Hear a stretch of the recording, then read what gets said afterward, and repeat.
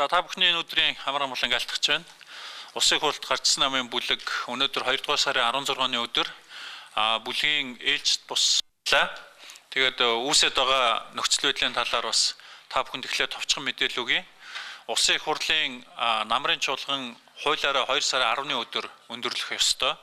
За их хурлын дарга 7 өдрийн сонголтыг нэг удаа хийсэн. Тийм учраас өнөөдөр 2 дугаар сарын 16-ны өдөр өнөөдөр оройгоор эцэслээд улсын их хурлын намрын чуулган өндөрлөх ёстой хуулиараа. За бид нарт хилцэх нэлээд хэдэн чухал асуудлууд байгаа. Ялангуяа өргөн олон түмний нэлээд хүсэн хүлээсэн хариуг нь харж байгаа ийм олон асуудлууд байгаа. Тийм учраас улсын их хурлд гарчсан намын бүлэг өнөөдөр бүлгийн ээлжид бус хуралдаанаараа хэлэлцээд ийм их олон асуудлууд байгаа учраас өнөөдөр энэ асуудлуудыг бас гүйцэж бүгдийг батлах магадлал бас их муу байна.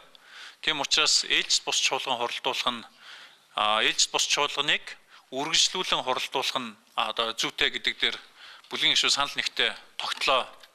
Гэхдээ өнөөдөр улсын их хурлын хуулийн дээр үүдэг хуулийн шин заалтын дагуу бид нар анх удаа энэ хуулийн 16-гийн 16 дугаар зүйл заасан энэ хуулийн үйлчлэлээр явна. Улсын их хурлд гарцсан намын бүлгийн бүх гишүүд их хурлын гишүүдийн 3/1-ийн шаардсанаар ээлжид бус чуулган зарлан хуралдуулах ёстой байдаг. Бид нар өнөөдөр албан ёсоор улсын их хурлын даргад их хурлын гишүүдийн 3/1 нь ээлжид бус чуулган хуралдуулах энэ албан ёсны асуудлаа өргөн мэдүүлнэ. За их хурлын дарга хуулийн дагуу ээлжид бус чуулганы тов хилцэх хугацаа эдрийг бол өөрөө захирамжаараа бол гарах ёстой байдаг. Бид нар өнөөдөр ээлжид чуулган хаагаад маргааш өглөөнөөс ээлжид бус чуулган үргэлжлүүлэн хуралдах нь зүйтэй гэж үзэж байгаа. За яагаад ингэж үзэж байгаа юм бэ гэхээр зэрэг өнөөдөр та бүхэн мэдж байгаа эх орны байгалийн баялагаас иргэд нийт Монголын ард түмэнд хувь шиг хүртээх энэ асуудал эцэслэгдэн шийдвэрлэгдээгүй байна. Өнөөдөр бид нар үдээс хойш улсын их хурлын чуулган нэгдсэн хуралдаанаар 39 дугаар тогтоолдоо нэмэлт өөрчлөлт хийгээд дуусгах болцоо байгаа боловч улсын их хурлын 53, 57 дугаар тогтоолд нэмэлт өөрчлөлтүүд оруулсан энэ асуудлуудыг бид нар засгийн газар өргөн мэдүүлэхийг бол үндсэнд нь шаардж байгаа.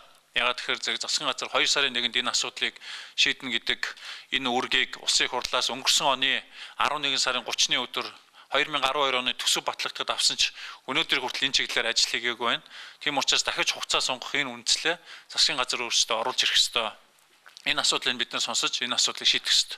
Хоёрдугаарт нь шударга сонгуулийн асуудлаа бид нар эцэслэн шийдвэрлэх ёстой.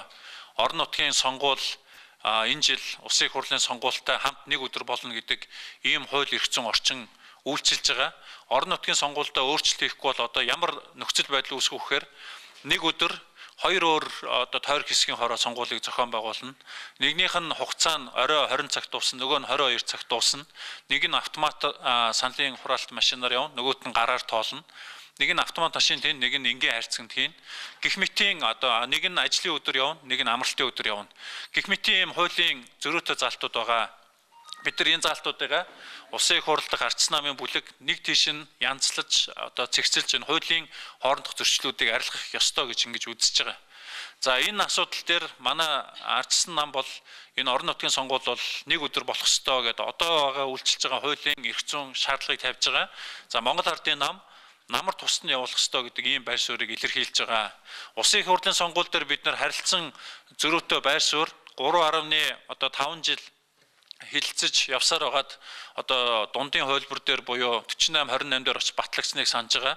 За энэ утгаараа ардчсан нам угийн сурсан зангаараа ус орноо бодоод бид нэр дахиад буулт хийсэн санал тавьсан ардчсан намын ажлын хэсэгт орсон гишүүдээс Монгол Ардын намын бүлэгт санал тавьсан.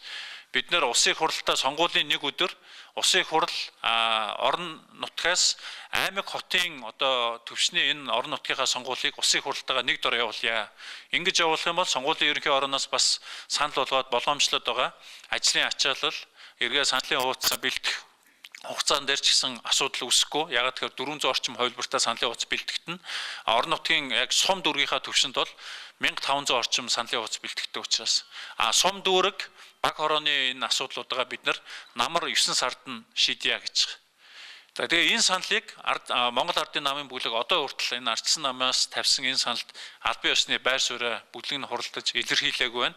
Тийм учраас ээлжид бус чуулганаар энэ асуудлыг бас эцэслэж шийдэх ёстой гэж ингэж үзэж байгаа. Дараагийн нэг асуудал бол өнөөдөр үдээс хойш 15 цагаас Улсын их хурл дахь ардчсан намын бүлгийн гишүүд чуулган нэгдсэн хуралдаанд орж болцоогоор бид нар энэ намрын чуулганы хилцэх асуудлуудад дотроос одоо гараас гаргах бүх асуудлуудаа хилцэж шийдвэрлэнэ. За хугацааны хувьд амжаагүй түрүүний орон нутгийн сонгуульшиг бодлогын хувьд нэгтгэгдэж чадаагүй хуулийн төсвүүдгээ маргааш өглөөнөөс ахуулаад ээлжид бус чуулганаараа Улсын их хурл үргэлжлэн хилцэх ёстой. Цагаан сар хүртэл ямар ч байсан Улсын их хурл үйл ажиллагаагаа хэвийн үргэлжлүүлж энэ асуудлуудаа шийдэх ёстой гэж ийм байр суурьтай байгаа гэдгийг та бүхэнд хэлхийг хүсэж байна. За ингээд нэмэлт асуултууд байвал хариулахад бэлэн байна.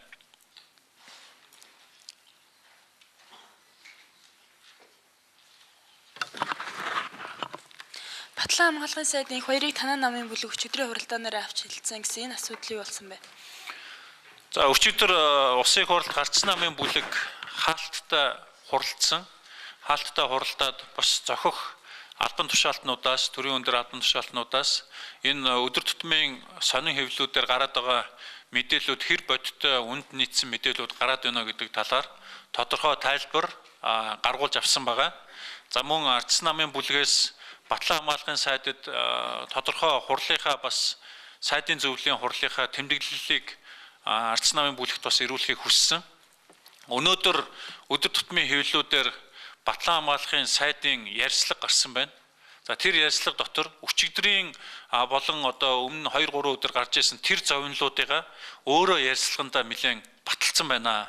7 сарын 1-ний өмнөнтэй холбогдлолтой энэ асуудалд нь айрам бэлэн баг тухай гэдэргээд энэ бол нэлээд ноцтой санаа зовоосон ийм асуудлаа гэж ардчсан намын бүлэг үзэж байгаа. Тийм учраас ардчсан намын бүлэг ээлжид бус чуулганы хугацаанд эргээд хариуцлагын бас тодорхой асуудлуудыг хөндөж тавих болно. Ялангуяа нэр холбогдсон сайдын тухайд бол ардчсан намын бүлгийн зүгээс огцруулах асуудлыг бол өнөөдрийн энэ ярьцлагуудыг тодорхой албан тушаалтнуудаас авсан тайлбар мэдээлэл за тэгээ бүлгээс гаргуулж авж байгаа тэр үндслүүдийг бид нар сайтар нэгтлэн шалгаад ажлын хэсэг гаргацсан ажиллаж байгаа. За энэ ажлын хэсгийнхаа дүгнэлтийг сонсоод шаардлагатай гэж үзвэл яг тодорхой хуулиудын үндслийн дагуу бид нар огцруулах асуудлыг өргөн тавих одоо асуудал байгаа гэдгийг өнөөдөр бол үүсэхгүй байна.